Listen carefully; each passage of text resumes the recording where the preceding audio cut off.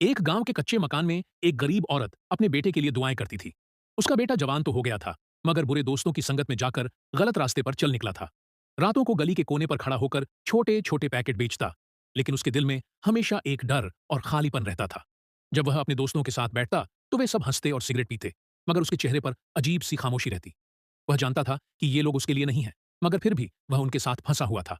घर वापस आता तो मां के आंसू उसके दिल को काटते। एक दिन उसने अपनी मां को देखा, जो हाथ में उसकी बचपन की तस्वीर पकड़े रो रही थी और अल्लाह से दुआ मांग रही थी कि उसका बेटा सीधे रास्ते पर आ जाए। वह मंजर उसके दिल में बस गया।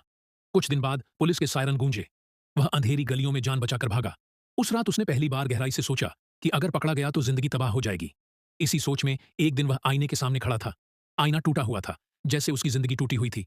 उसने अपनी आंखों में देखा पछतावा, थकान और सवाल। दिल से आवाज निकली, मैं अब ऐसे नहीं रह सकता। उसी समय एक नेक दिल बुजुर्ग ने उसे समझाया, बेटा, गुनाह का रास्ता आसान है मगर अंजाम सख्त है। असली बहादुरी बुराई छोड़ने में है। इन बातों ने उसके दिल को छू लिया। कुछ दिन बाद उसने फैसला कर लिया। वह बुरे रास्ते से हट गया। एक छोटी सी दुकान पर काम शुरू किया। झाड़ू लगाता, सामान बेचता, ग्राहकों को मुस्कुराते हुए देखता। वह मुस्कान पहले शर्मीली थी, फिर धीरे धीरे सच्ची खुशी में बदल गई। कुछ सालों बाद वही लड़का एक जवान बना। अब वह मोहल्ले के स्कूल के बाहर बच्चों में किताबें बांट रहा था। बच्चे उसके चारों ओर हंस रहे थे और वह खुशी खुशी उनके साथ खड़ा था।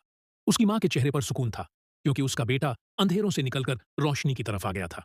यह कहानी एक पूरा सफर है, बुराई से भलाई की तरफ, अंधेरे से रोशनी की तरफ।